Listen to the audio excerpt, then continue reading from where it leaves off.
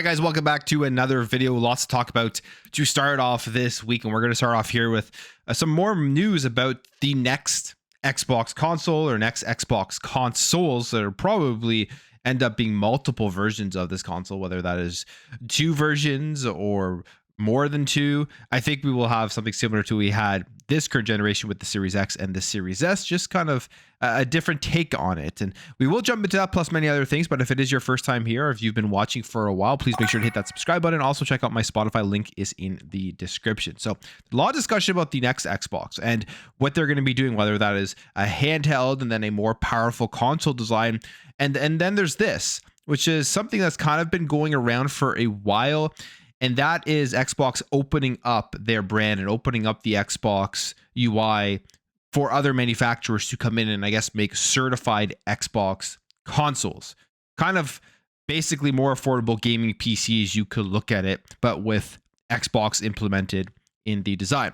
So this is a report here from WCCF Tech. It says Xbox Next will be a reference design for manufacturers to make their own devices. Now, of course, this is a rumor. And again, this is coming via Jez Corden of Windows Central, saying, according to Windows Central, Jez Corden, Microsoft's next generation console will likely be a reference device with heavy Windows slant for manufacturers to make their own devices, like the Surface Pro 11 is a reference device for AI PCs.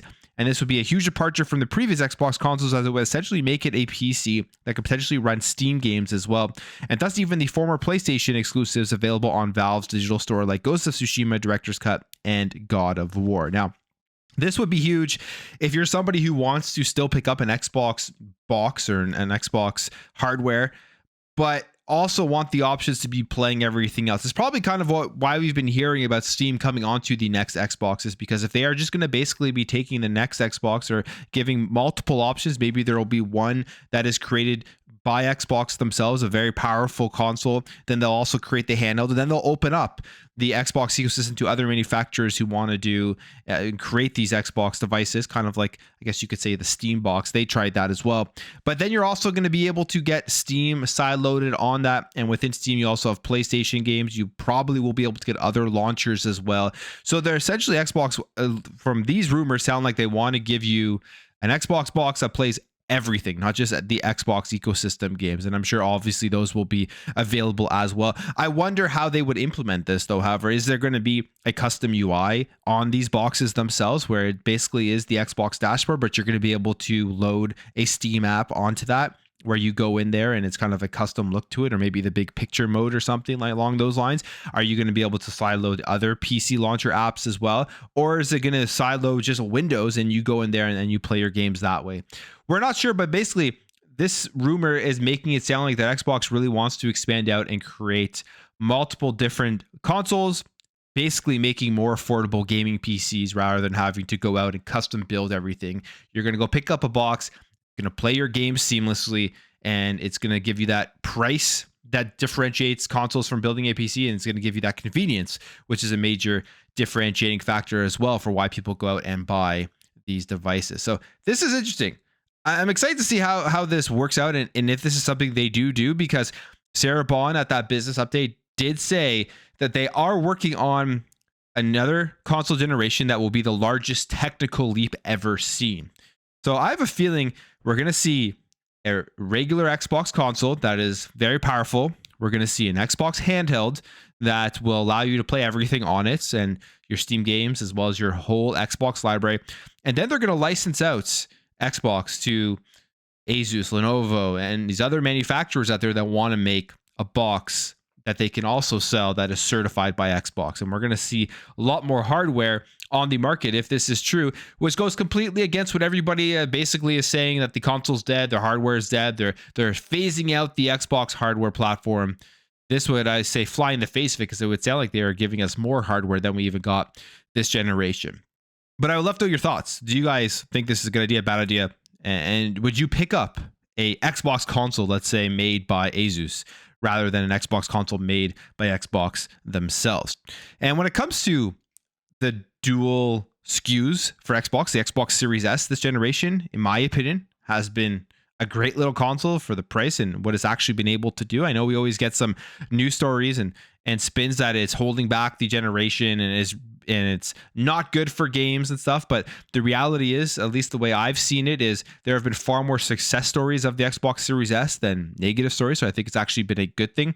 And I actually think if anything is holding back this generation is probably the PS4 or the Xbox One, the cross-gen stuff. We'll get more into that in a bit, and I'll show you why that isn't going to be changing anytime soon.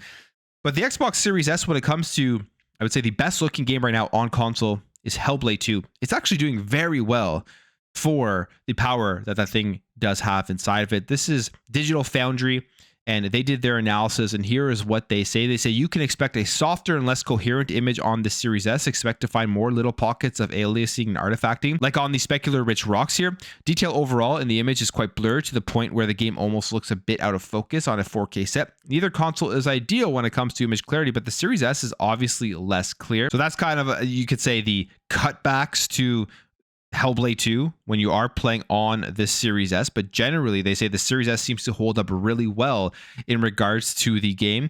They say the slightly blurred look seems to apply to both the X and the S, with it being simply more pronounced on the Series S, and the mostly down to the overall resolution on the system, which DF reckons is coming in at around 1536 by 643 compared to the Series X's 2304 by 964. And they say the performance is solid across the board. The target is 30 FPS on both consoles, and neither the X or the S dip much below that target. Where there is clear that the Hellblade 2 is a game that was designed for both the current gen consoles and the Series S version has been appropriately handled by developer Ninja Theory. So if you only have an Xbox Series S, the reality is, yes, there will be cutbacks. Yes, there will be a slightly more blurry, but they did a very good job for giving you a good experience here for a game that is obviously just mind-blowing visually, probably very taxing in terms of the development of it and making it look that good. And they were able to actually give you an experience that it would be worth playing, even if you only have an Xbox Series S. So that is a good sign, and it's Xbox's first-party studio, so you would hope that going forward, that all their games make sure that they run well on both of those devices. And yes, there will be cutbacks, but it gives the user the chance to actually have a good time with the game. Now, when it comes to another first-party Xbox game, Call of Duty now is first-party, and we've seen a lot of information about it as we're getting closer to the Black Ops 6 Direct right after the Xbox showcase on June 9th. And one of the biggest questions people have had is this game still going to be on the PlayStation 4 and the last gen consoles of the Xbox One? And the answer seemingly now is yes, as there was some information that did come out from GameStop, some leaks about them having the actual SKUs for the PlayStation 4 and the Xbox One versions of the game, meaning that it will still be on last gen. You can see here with the SKUs of it, it has the PS4, it has the PS5, and then it has the Xbox Series X. Now, will this hold the game back? Probably not. I mean, it'll still be a fun Call of Duty game. It'll still look great. If you look at MW3 game, still looks very good on the current generation consoles. But you may be asking yourself, why are they still releasing it for the PlayStation 4? Like, all of these years into this generation of consoles, why are they still making this game cross-gen? People really want to see them get rid of that and just only focus on the current hardware that is out there, the current generation, thinking that it will definitely push it forward visually and performance and all of those things. And the reason why this is happening is simply because of the fact that so many people have not bought a PlayStation 5, basically, and have not upgraded to this generation of consoles. 48% of PlayStation players that play Call of Duty are on the PlayStation 4. There's no way any company is going to abandon 48% of their user base. There's just so many people that have not found any reason to upgrade to a PS5 yet. And this is simply another point here that shows people don't care nearly as much about the first party exclusives as they care about games like Call of Duty, as they care about games that are third party. They just want to be able to play the game, whatever is the most convenient to them. They're not going to go out there and spend $500 to pick up the newest version of the console because they don't care about the exclusive. They just want to play Call of Duty. And this is where I think Xbox can come in here with a huge offering, a huge deal that could entice a lot of these players to just jump over and get it on Xbox. When you have Game Pass and you have something as affordable as the Xbox Series S, which is more powerful than a PlayStation 4, that might be very enticing for these gamers, these people on PS4, to switch over to these current generation of consoles. And reason why they don't necessarily need to cut off cross-gen as well. You have Tom Henderson here saying, according to developer sources, the franchise doesn't necessarily need to move away from the past generation since the move to the Call of Duty HQ.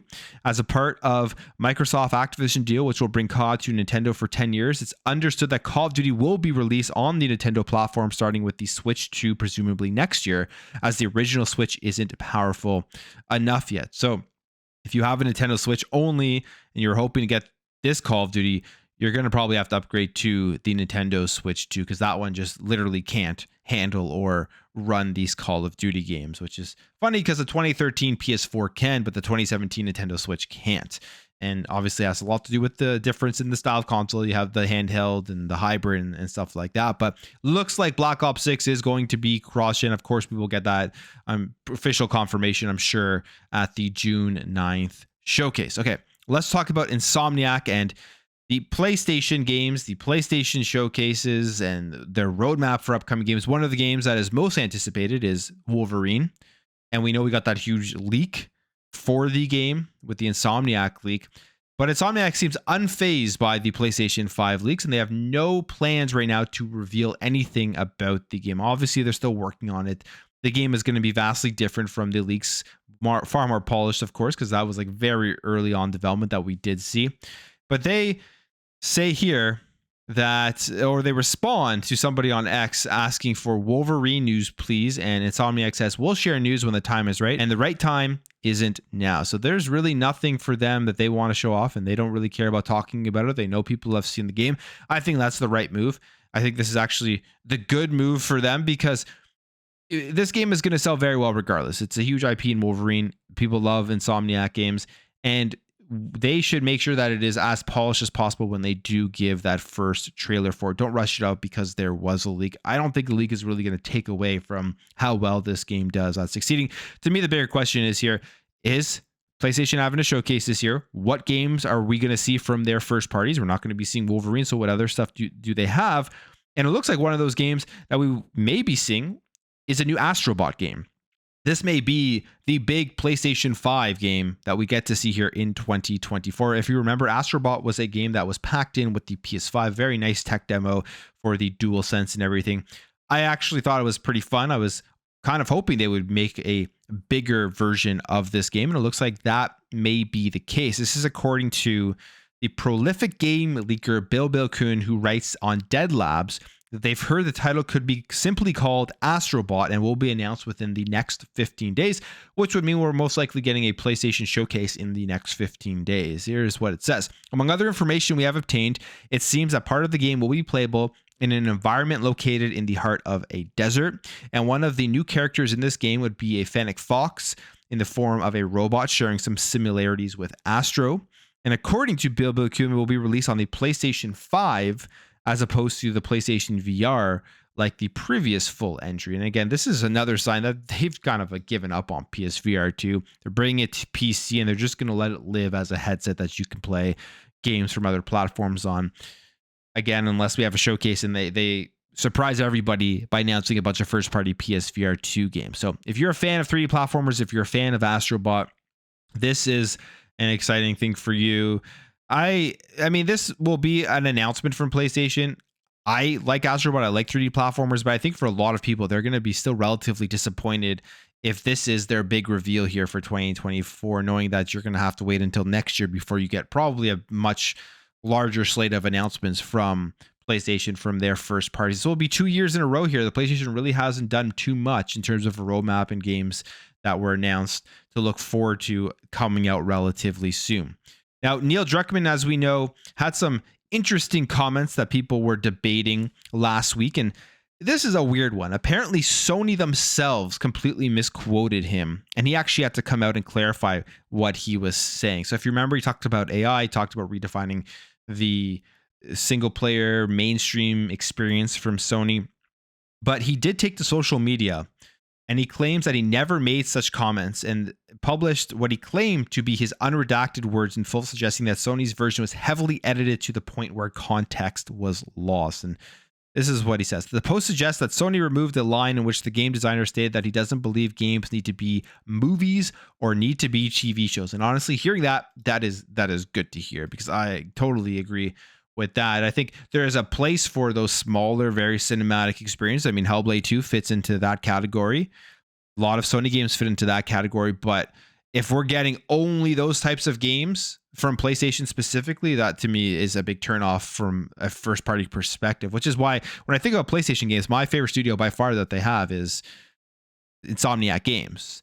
And Sucker Punch is really cool too, but those two I tend to lean more towards more than the Naughty Dogs and their more linear cinematic third person experiences. But basically he's pushing back against the fact that he not saying that all their games are going to be more like movies and TV shows, and that they need to be more like movies and TV shows. So we'll see what Naughty Dog's next game is. I mean, they have a huge fan base and people really have enjoyed the Last of Us series, so they have a lot to live up to for sure to be able to top that. And then finally, as we know, EA lost the FIFA license and people were wondering where it would go next. And I mean, one of the obvious answers would be with 2K, and it looks like that is where FIFA is going to be going. We do know that there's still EA Sports FC. It's basically the exact same FIFA game, just without the FIFA name on it. But now there is going to be a major competitor here for EA Sports FC, and that is FIFA 2K. And it looks like FIFA 2K25 will be the next game. It says 2K Games has secured the FIFA video game license, and the same source claims that FIFA 2K25 will launch later this year. And this news comes just days after FIFA president Gianni Infantino said, "We are developing new partners and a new game, so get ready." We'll see how it is. I hope it's good. I hope it pushes EA Sports FC and brings competition. These sports games, first-person shooters, they always need lots of competition to push them forward. When there is less of that, they generally end up just not making very many changes from year to year. But I will end the video there, guys. If you did enjoy this video, make sure to hit that thumbs up. If you're new here, hit that subscribe, and I'll catch you guys in the next video.